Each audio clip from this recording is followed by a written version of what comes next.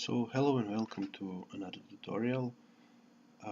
We are working here with Enla, AutoCAD add-on, and in this tutorial I'm going to show how to use clipboard to insert text.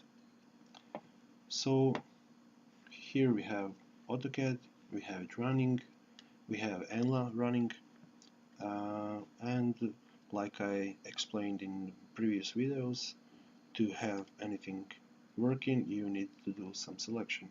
So here we select something and values appear here. Okay, so what I want to do is I want to insert into this drawing length as a text.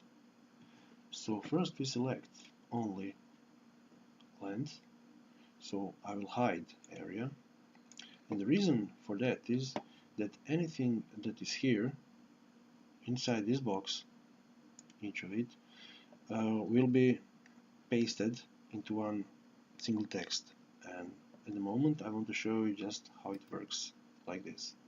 So like in any program, to copy anything you simply click copy, and then in AutoCAD it's in clipboard, you click paste, and here you have it.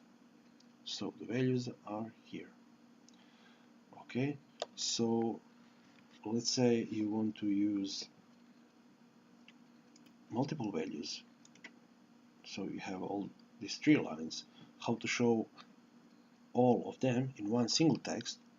Well, you simply select all three of them, and now you cannot choose right click, because right click always refers to that item that you clicked actually. So now you use copy to clipboard button, and you click that, and clipboard paste, and now three items appear. Okay, that's nice, isn't it? And now I want to show another thing, and that is, what if you have also say length and area that you want to show, so you have multiple values. Well, if you select this, and like I explained previously, now you have length and area. You click here to enable area, and now you have two values here. So when you click, again I will select all and copy, whatever is in one box will be in text. So you click copy, clipboard, and paste. So you now have two rows, and each row has two values. One is length and one is area. And why is this important to know?